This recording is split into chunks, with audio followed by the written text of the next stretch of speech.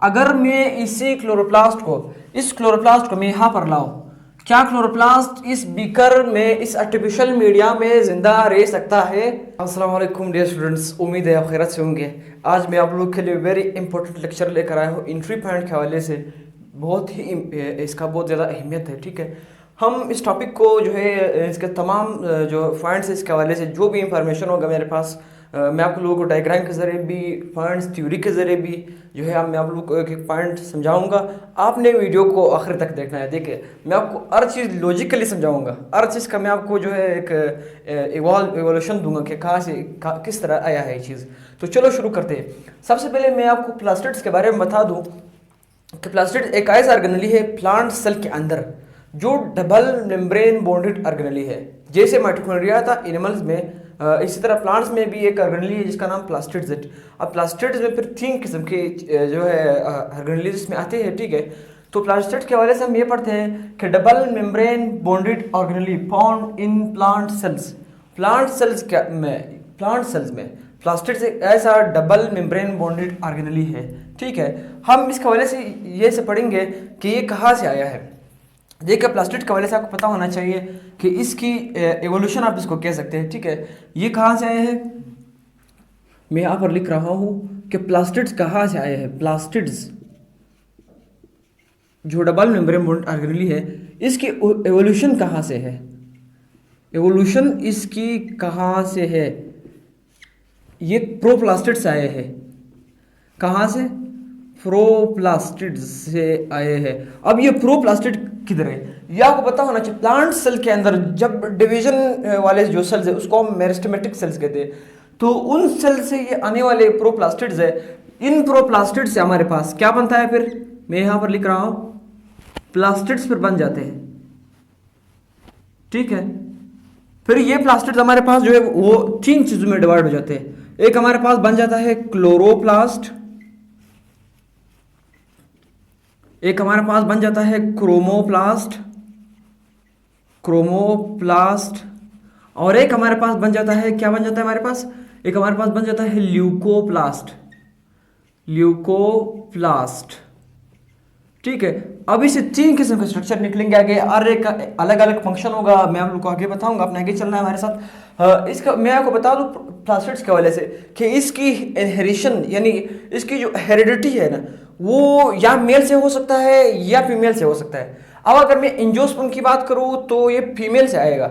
अगर मैं जिम्नोस्पर्म की बात करूं तो वो फिर जो है वो मेल से आएगा। ठीक है, मैं यहाँ पर लिख रहा हूँ, क्या लिख रहा हूँ? देखिए, एंजियोस्पर्म में हमारे पास कहाँ से आएगा? फीमेल से आएगा। ठीक है, एंजियोस्पर्म में कहाँ से आएगा? फीमेल से। और अगर मैं जिम्नोस्पर्म की बात करूँ, जिम्नोस्पर्म की, मैं यहाँ पर लिख रहा हूँ जिम्नोस्पर्म को मैं लिख रहा हूँ यहाँ पर। जिम्नोस्पर्म में अगर मैं बात करूँ कि वहाँ पर प्लास्टिड्स मेल और फीमेल में कहाँ से आएंगे? प्लास्टिड वाला जो ऑर्गेनेली है वो जो है जिम्नोस्पर्म में हमारे पास मेल से आएगा। ठीक है, कहाँ से? मेल से आएगा। ठीक है, वहाँ पर सिर्फ फीमेल से आएगा, फिर मेल से नहीं आएगा। यहाँ पर मेल से आएगा तो फीमेल से नहीं आएगा। ये वेरी इंपॉर्टेंट पार्ट आपको पता होना चाहिए। अब इसके दूसरे नाम की भी हम बात करते हैं। ठीक है, और इसकी ऑकरेंस की भी बात करते हैं कि यह होते कहाँ पर है। आपको पता होना चाहिए 2 ऑर्गेनिज्म में आपको बताऊंगा। 2, सबसे पहला हमारे पास क्या है? प्लांट्स है, दूसरा क्या है? यूग्लिनाइड्स है। मैं यहाँ पर 2 लफ्ज लिख रहा हूँ। यहाँ पर ऑकरेंस में मैं लिख रहा हूँ प्लांट्स। ये एक तो ये प्लांट्स में होते हैं, दूसरा ये कहाँ पर होते हैं? यूग्लिनाइड्स में होते हैं। यूग्लिनाइड के बारे में आपने सुना होगा, यूग्लिना पहले ही। ठीक है, प्लांट्स और यूग्लिनाइड वो 2 जो है ऑर्गेनिजम्स है जहाँ पर ये प्लास्टिड्स होते हैं। ये एनिमल्स में नहीं है। ठीक है, ये आपको पता होना चाहिए। अच्छा, इसके दूसरे नाम की मैं बात करता हूँ, इसको हम किचन ऑफ द सेल भी कहते हैं। ठीक है, ये आपको पता होना चाहिए, वेरी इंपॉर्टेंट है। ठीक है, किचन ऑफ द सेल इसको कहते हैं, किचन ऑफ द सेल। ठीक है, किचन ऑफ द सेल इसको कहते हैं, ये आपको पता होना चाहिए, वेरी इंपॉर्टेंट है। अच्छा, मैं ये बात कर रहा था ना कि जब ये ऑर्गेनेली जो प्रोप्लास्टिड्स आए, प्रोप्लास्टिड्स खुद क्या है? प्रोप्लास्टिड हमारे पास क्या है? प्रोप्लास्टिड हमारे पास खुद एक यंग इमेच्योर डेवलपिंग स्टेट में होते हैं। अभी तक ये खुद भी जो है इसकी ग्रोथ हो रही होती है। ये प्रोप्लास्टिड डेवलपिंग क्या होते हैं? प्लास्टिड्स होते हैं। क्या होते हैं, प्लास्टिड्स। खुद एक यंग है, एक इमेच्योर है, अभी तक वो जो है एक बढ़ने वाली हालत में, एक डेवलपमेंट की स्टेज में है, तो इसलिए हम कहते हैं यंग इमेच्योर डेवलपिंग प्लास्टिड्स। ठीक है, इसकी डिवीजन की बात करते हैं।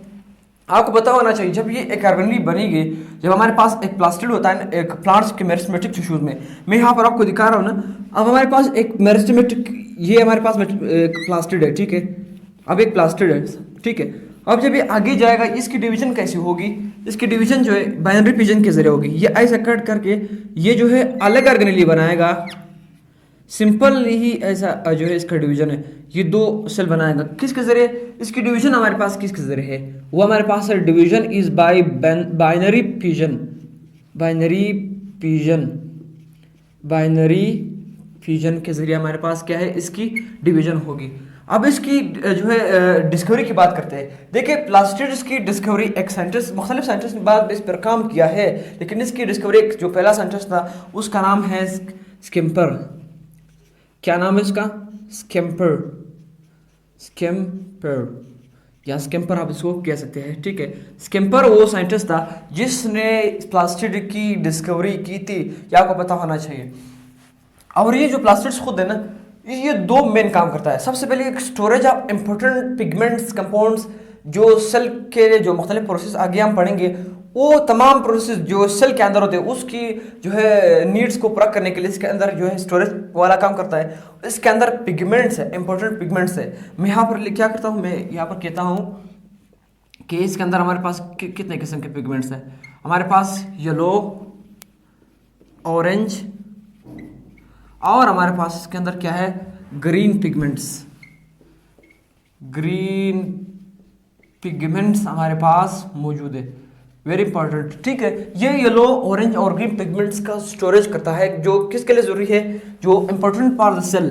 मैं यहाँ पर क्या लिख रहा हूँ, इंपॉर्टेंट फॉर द सेल, ठीक है, ये आपको पता होना चाहिए।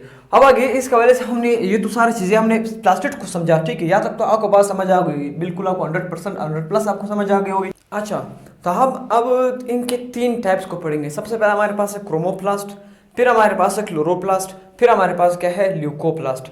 तो दोस्तों सबसे पहले मैं स्टूडेंट्स आपको पता होना चाहिए कि क्रोमोप्लास्ट वो सबसे पहला इसका जो है पार्ट है जो इससे निकला है, ओरिजिन इसका हुआ है, जो क्रोमो लफ्ज़ से निकला है, जिसका मतलब है कलर। क्या है इसका मतलब, कलर, प्लास्ट, और जो जहाँ पर ये क्या होता है, इसकी एग्जिस्टेंस होती है, ठीक है। तो हम कहते हैं the type of plastid which is present in coloured part of the plants flowers, वो हिस्सा जो कलर, यानी एक फूल है आपके साथ में, वो उसके ऊपर जो कलर होता है, चाहे वो रेड हो, चाहे वो ब्लू हो, चाहे वो येलो हो, वो सारा क्या है, वो हमारे पास क्लोरोप्लास्ट है। जैसे मेरे साथ यहाँ एक फूल है ना, अब एक फूल का अगर एक हिस्सा ब्लू है और रेड है, ठीक है, अब ये क्या है, ये किसकी वजह से, ये इस क्रोमोप्लास्ट की वजह से कि इसने इसको कलर दिया है, ठीक है। तो इसमें हम सबसे पहले यही बात करते हैं, लेकिन इसमें सिर्फ एक पिगमेंट शुमार नहीं हो सकता। अब कौन से पिगमेंट इसमें आ सकते हैं, पहले मैं वो लिखवाऊंगा। इसमें हमारे पास जो पिगमेंट आ सकता है वो हमारे पास है येलो, उसमें हमारे पास जो पिगमेंट है वो हमारे पास ऑरेंज, उसमें हमारे पास जो पिगमेंट है वो हमारे पास क्या है, रेड है, ठीक है। लेकिन इसमें एक पिगमेंट नहीं आ सकता है, ठीक है, इसमें एक पिगमेंट है वो ग्रीन है, नहीं आ सकता है इसके अंदर, एक्सेप्ट, ये एमसीक्यूज आपको पता होना चाहिए, एक्सेप्ट एक कलर है हमारे पास जो क्या है, हमारे पास ग्रीन है, ग्रीन कलर क्रोमोप्लास्ट के अंदर नहीं आ सकता है, वो आगे क्लोरोप्लास्ट में आएगा, ठीक है। अब इसके फंक्शंस की तरफ हम आएंगे कि ये तो कलर्ड प्लांट्स में आखिर जिसका रीज़न क्या है स्टूडेंट्स, के ये इसको कलर दिया क्यों है, इसका कोई फंक्शन होगा, बिल्कुल इसका फंक्शन है।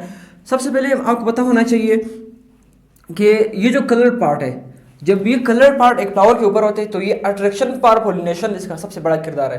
ठीक है, जब एक फ्लावर होता है ना, हमें भी पसंद आ जाता है जब उसका कलर जो है वो जो है ब्यूटीफुल होता है, उसके जो है डिफरेंट कलर्स होते हैं, तो हमें भी जो है इससे जो है हमें पसंद आ जाता है। तो इसी तरह जब इंसेक्ट्स जो है इंसेक्ट्स भी इस पर जो है अट्रैक्ट हो जाते हैं, फिर इसके बाद जो वो अपने पोलिनेशन जो है वगैरह, इसका जो एक प्रोसेस है ना पोलिनेशन, जिसको हम कहते हैं पोलिनेशन का ट्रांसफर होना, जिसकी वजह से फिर क्रॉस पोलिनेशन हो जाता है। तो ये इसकी वजह से होती है कि इंसेक्ट्स इसको देखकर इसके ऊपर आकर बैठ जाते हैं, ठीक है। तो इसका सबसे बड़ा किरदार क्या है कि ये important for the pollinations between organisms and the plants, ठीक है। जिससे हमारे पास स्पेशली इंसेक्ट्स इसमें आते हैं। ये इंसेक्ट्स फ्लावर का जो एक ताल्लुक बन जाता है, इससे मैं यहाँ पर लिखता हूँ इंसेक्ट्स फ्लावर रिलेशन इससे बन जाता है। इंसेक्ट्स फ्लावर रिलेशन इससे बन जाता है। सबसे इंपॉर्टेंट क्वेश्चन यही है, ठीक। इंसेक्ट फ्लावर रिलेशन इससे हमारे पास बनता है। और अगर इसकी बात करें तो स्टोरेज पिगमेंट्स की अगर हम बात करें, आपको पता होना चाहिए कि ये पेट सॉल्युबल पिगमेंट्स को स्टोर करता है। पेट सॉल्युबल पिगमेंट्स। अगर वाटर सॉल्युबल की बात करें तो एंथोसाइनिन है जो वाटर सॉल्युबल पिगमेंट्स को जो है वो स्टोर करता है। लेकिन यहाँ पर क्रोमोप्लास्ट है, ये क्या करता है, ये पेट सॉल्युबल पिगमेंट्स को स्टोर करता है। इंपॉर्टेंट मैं यहाँ पर लिखवा रहा हूँ कि हम क्या कहते हैं कि ये स्टोर करता है फेट सॉल्युबल पिगमेंट्स को स्टोर करता है, ठीक है। फेट सॉल्युबल पिगमेंट्स को ये क्या करता है, स्टोर करता है। फेट सॉल्युबल पिगमेंट्स को ये स्टोर करता है। इसकी एग्जांपल हमारे पास क्या है, इसकी एग्जांपल हमारे पास जो है वो हमारे पास क्या है, सबसे पहले हमारे पास ये जो जेंथोफिल्स हैं, जेंथोफिल्स। और दूसरा हमारे पास क्या है इसके अंदर, केराटिनॉइड्स। ये वो दो पिगमेंट्स है जो फेट सॉल्युबल पिगमेंट्स है और क्रोमोप्लास्ट इनकी स्टोरेज करता है। ये इसका एक और फंक्शन भी है। आपको पता होना चाहिए कि क्रोमोप्लास्ट के अंदर क्लोरोप्लास्ट जो ग्रीन कलर है ना, जो हमारे हम कहते हैं ना कि क्लोरोफिल की हम बात करते हैं ना, ग्रीन पार्ट, वो इसके अंदर थोड़ा सा मौजूद है। हम ये नहीं कह सकते कि 100% जो है वो उसमें कुछ भी नहीं है। जो क्लोरोप्लास्ट वाला ये जो हिस्सा है इसके अंदर नहीं है, बल्कि थोड़ा सा हिस्सा इसके अंदर हमारे पास क्या है, मौजूद है। Some part of chlorophyll is also present in chromoplast. ये आपको एक्सक्यूज पता होना चाहिए ताकि कंसेप्ट आपको पता होना चाहिए, ठीक है। ये तो था हमारा क्रोमोप्लास्ट, मैंने आपको इस डायग्राम के जरिए समझाया। अब हम बढ़ते हैं क्लोरोप्लास्ट की तरफ। वेरी इंपॉर्टेंट, आपको पता होना चाहिए। देख ले, क्लोरोप्लास्ट की सबसे पहले हम ओरिजिन की बात करते हैं। देखिए ये जो क्लोरोप्लास्ट है ये पहले एक सेपरेट ऑर्गेनिज्म था, ठीक है। ये ऑर्गेनिज्म कैसा बना, मैं यहाँ पर आपको बता रहा हूँ। देखिए यहाँ पर एक ऑर्गेनिज्म है हमारे पास, उसका नाम है साइनोबैक्टीरिया। क्या है उसका नाम, साइनोबैक्टीरिया। यानी chloroplast is the origin of chloroplast is cyanobacteria. यानी साइनोबैक्टीरिया से ही आगे जाके क्लोरोप्लास्ट बन गया, जो प्लास्टिड्स का एक वेरी लार्ज हिस्सा, इंपॉर्टेंट पार्ट जो है वो क्लोरोप्लास्ट है। अब मैं इसमें आगे आपको बताता हूँ। देखें इसकी प्रेजेंस कहाँ पर होगी, इसकी प्रेजेंस हमारे पास जो है वो ऐसे ग्रीन लीव्स में होगी, ग्रीन लीव्स। और एक वो फल आपने देखे होंगे, जैसे मिसाल सेब के मैं एग्जांपल आपको देता हूँ। सेब जब नहीं पका होता है, जो अभी तक कच्चा होता है, फिर वो ग्रीन होता है। वो ग्रीन जो है वो क्लोरोप्लास्ट की वजह से होता है। देखिए मैं कहता हूँ कि ये क्या है, नॉन राइपेंड फ्रूट्स में भी ये पाया जाता है, ठीक है। इसी तरह मैं कहता हूँ ये कहाँ पर है, ये हमारे पास ग्रीन स्टेम्स में जो होते हैं, जो स्मॉल प्लांट्स में जो उनका स्टेम भी जो है वो क्या होता है, जो है ग्रीन होता है। ये सब इसकी वजह से होता है। यह तक आपको पता हो, समझ आ गया, ठीक है। अब मैं आगे इसके बारे से ये बढ़ता हूँ कि अगर क्लोरोप्लास्ट को सनलाइट न दिया जाए तो फिर क्या होगा, फिर ये कन्वर्ट हो जाएगा ल्यूकोप्लास्ट में, जो हमारा अगला है, यानी वो कलरलेस हो जाएगा, ठीक है। क्या हो जाएगा, मैं यहाँ पर लिख रहा हूँ कन्वर्जन में मैं क्या लिखूंगा, कन्वर्जन में मैं ये लिखूंगा कि कन्वर्टेड टू ल्यूकोप्लास्ट में कन्वर्ट हो जाएगा। क्यों, इफ हम कहते हैं कि अगर सनलाइट न दिया जाए, सनलाइट नॉट गिवन, अगर आप सनलाइट नहीं देंगे इसको तो ये क्या हो जाएगा, ये कलरलेस में बदल जाएगा, इसका कलर जो ग्रीन है वो खत्म हो जाएगा। इसलिए हम इस हवाले से हम क्या करते हैं, बात करते हैं, ठीक है। या तक आपको बात समझ आ गई। अब मैं बढ़ता हूँ इसकी साइज और विड्थ की तरफ। आपको पता होना चाहिए कि इसका जो साइज है ना, इसका साइज वेरी इंपॉर्टेंट है। मैं आपको यकीन माने ये एमसीक्यू में बार बार रिपीट होता है। इसका जो साइज है ना, मैं यहाँ पर लिख रहा हूँ, इसका साइज हमारे पास 4 से 6 माइक्रोमीटर है। ये क्या है, 4 से 6 माइक्रोमीटर इसका क्या है, साइज है। और जो इसका आप कह सकते हैं ये जो हमारे पास इंटरमेम्ब्रेनल ये जो विड्थ है, ये हमारे पास क्या है, क्लोरोप्लास्ट, ठीक है। अब क्लोरोप्लास्ट का जो ये जो यहाँ से यहाँ तक जो पचला है इंटरमेम्ब्रेनल स्पेस, ये हमारे पास क्या है, कितना है, मैं यहाँ पर लिख रहा हूँ, जो मैं यहाँ पर बल्कि लिखवा लेता हूँ, ये हमारे पास क्या है 10 नैनोमीटर है, हमारे पास क्या है 10 नैनोमीटर, ये जो इंटरमेम्ब्रेनल स्पेस है, ठीक है। इसमें वैल्यूज में चेंज आ सकता है, मैं आपको बता रहा हूँ अभी से, ठीक है।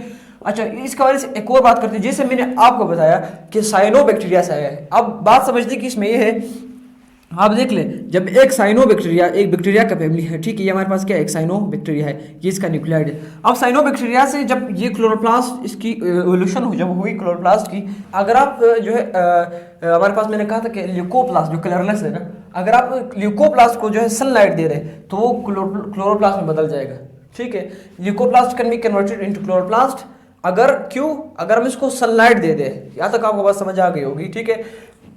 मैं आगे बढ़ता हूं इथियोप्लास्ट की तरफ। इथियोप्लास्ट हमारे पास टाइप है प्लास्टिड का, जब उसको सनलाइट लग जाए इस इथियोप्लास्ट को, तो ये फिर क्लोरोप्लास्ट ग्रीन में बदल जाता है। मैं क्या कहता हूं अगर इसको आप क्या दे, मैं कहता हूं कि अगर आप इसको सनलाइट दे दे, आपने इसको क्या दिया, सूरज इसको दिया, क्या दिया इसको, सूरज की रोशनी आपने दी। अब ये क्या हो जाएगा, ये बदल जाएगा क्लोरोप्लास्ट में। यहाँ तक बात आपको समझ आए, क्लोरोप्लास्ट में बदल जाएगा, ये जो वाज़ेह सी बात है। एक और बात बता दूं कि क्लोरोप्लास्ट के अंदर अपना साइटोक्रोम भी है, वेरी इंपॉर्टेंट पिगमेंट है, ये भी क्या है, प्रेजेंट है। क्लोरोप्लास्ट के अंदर अपना ही साइटोक्रोम, वेरी इंपॉर्टेंट, एमसीक्यूज आपको पता होना चाहिए, ठीक है। अब हमने इसकी तमाम चीज़ों को समझा। यहाँ पर एक और चीज़ मैं आपको समझा दूं कि यहाँ पर हमारे पास एंजाइम्स भी मौजूद है।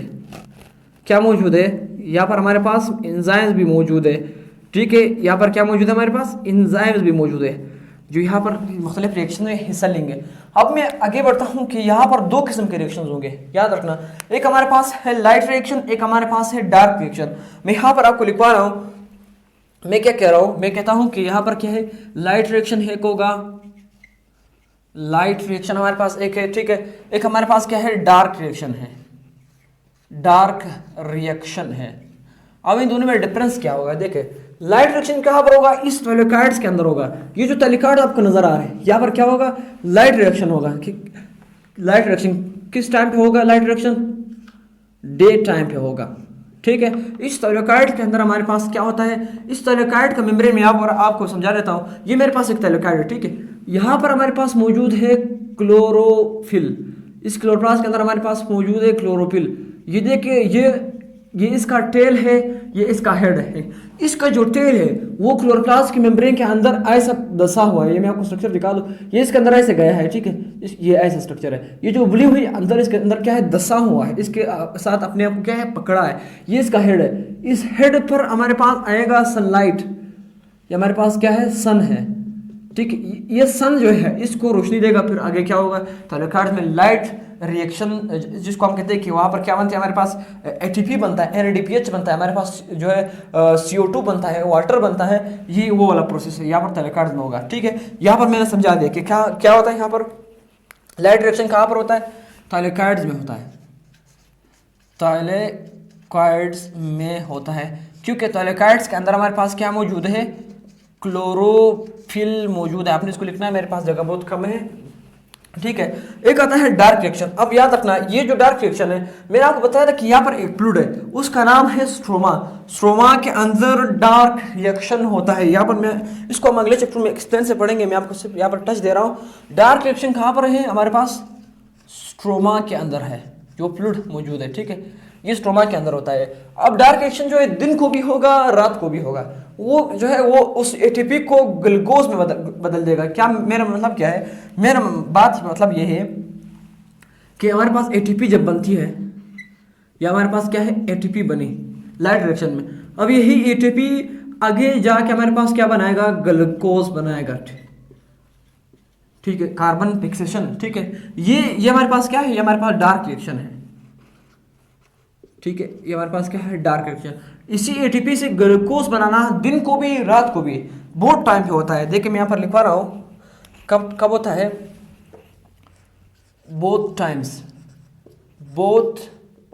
टाइम्स, ये दोनों टाइम भी होगा, ये दिन को भी होगा इस स्ट्रोमा फ्लूइड के अंदर, ठीक है, रात को भी होगा। और इसका काम ये है कि एटीपी को बदल दे ग्लूकोज में। तो ये जो सारा कैरेक्टर है ये किसका है, ये क्लोरोप्लास्ट का है। यहाँ तक आपको बस समझ आ गई होगी। मैं इसको जो है आगे बढ़ाता हूँ ल्यूकोप्लास्ट की तरफ। हमारा जो अगला है इसको ल्यूकोप्लास्ट कहते हैं। ल्यूकोप्लास्ट ये एक कलरलेस कंपाउंड है, एक ट्रायंगुलर किस्म का हमारे पास क्या है, एक कलरलेस कंपाउंड है, ठीक है, ये कलरलेस पिगमेंट है, ठीक है, जो प्लास्टिड्स का एक तीसरा पार्ट है, ठीक है। ये एक ट्रायंगुलर शेप का पिगमेंट है। इसका काम क्या है आपको पता होना चाहिए कि हमारे पास पोटैटो उसको हम आलू कहते हैं, पटाटा पश्तो में कहते हैं, आलू जो है उर्दू में कहते हैं। अब यहाँ पर देख ले, ये क्या है, एक आलू है। आलू के अंदर ये मौजूद है। आलू के अंदर किस तरह मौजूद है, मैं यहाँ पर आपको ड्रा करके दिखाता हूँ। ये ऐसा मौजूद है, ठीक है, ऐसा मौजूद है, ऐसा।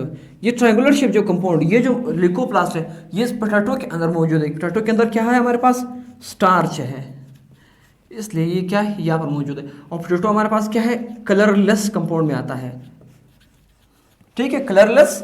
और पोटैटो के अंदर क्या है, स्टार्च है। तो ये जो कलरलेस कंपाउंड, ये स्टार्च वाली जो आलू है, मैंने एग्जांपल दिया, यहाँ पर क्या है मौजूद है। ये ओडी पार्ट्स में भी मौजूद होता है। आप देखिए जो बड़ा दरख्त होता है उसका जो स्टेम होता है वो जो है उसका कोई कलर आपको ओफेक कलर दिखाई देता है, जो इसका कोई ऐसा खास कलर नहीं है, वहां पर भी ये मौजूद है, ठीक है। ग्रीन पार्ट्स में नहीं है, किसी भी कलर वाले प्लांट्स में नहीं है, ये इसका कलर है ही नहीं। ये मैंने आपको लिखवा भी लिया, देखो इसका कोई कलर नहीं है। वुडी पार्ट्स में इसका जो है क्या है, मैं आपको बता दूं, ट्रायंगुलर शेप है, ठीक है। ल्यूकोप्लास्ट कब बन सकता है, अगर आप क्लोरोप्लास्ट से रोशनी ले ले। अगर हम यहाँ पर लिख रहा हूँ, ठीक है, मैं कहता हूँ इफ सनलाइट, मैं कहता हूँ कि if sunlight is not given, अगर आप सनलाइट जो है नहीं देते क्लोरोप्लास्ट को, is not given to chloroplast, फिर क्या हो जाएगा, यही क्लोरोप्लास्ट किस में कन्वर्ट हो जाएगा, यही क्लोरोप्लास्ट सनलाइट के न होने की वजह से किस में बदल जाएगा, ल्यूकोप्लास्ट में। ल्यूकोप्लास्ट में क्या हो जाएगा, कन्वर्ट हो जाएगा। तो ये असल में इंपॉर्टेंट टॉपिक था आज हमारा। तो दोस्तों उम्मीद करते हैं आपको वीडियो समझ आ गई होगी। मैंने आपको एक एक पॉइंट समझा दिया, हर स्ट्रक्चर से, डायग्राम से, मुख्तलिफ जो है रीजंस देकर, जो हर मेथड से आपको समझाया। तो हमारे चैनल को आप जो है लाइक करें, सब्सक्राइब करें, शेयर करें, बशर्ते कि अगर आपको वीडियो पसंद आ गई हो, आपने इसे नॉलेज दिया हो, तो मेरी भी आपसे यही उम्मीद है और उम्मीद रहेगी इंशाल्लाह, क्योंकि स्टूडेंट जो है वो टीचर की खातिर जो वो बहुत कुर्बानियाँ दे सकते हैं, और टीचर भी देगा कुर्बानी, स्टूडेंट्स भी कुर्बानी देंगे। तो चैनल को लाइक करें, सब्सक्राइब करें, शेयर करें। जितना आप लाइक्स देंगे, आप मुझे जो है सब्सक्राइबर देंगे 1K तक अभी जो है टारगेट है, ठीक है। तो इसी तरह हम आगे भी बढ़ेंगे, हम आगे भी बायोलॉजी को जो है MD के मुताबिक भी पढ़ेंगे, FSC स्टूडेंट्स के लिए भी पढ़ेंगे। मैं दोनों को साथ मिलाकर 5 बुक्स में जो है आपको एक वीडियो भी फिर दिखाऊंगा। मैं इन सब को मिलाकर आपको ये अपर पॉइंट्स पढ़ा रहा हूँ, जो ये सिर्फ एक बोर्ड में नहीं है। तो मिलते हैं अगले वीडियो में, थैंक्स।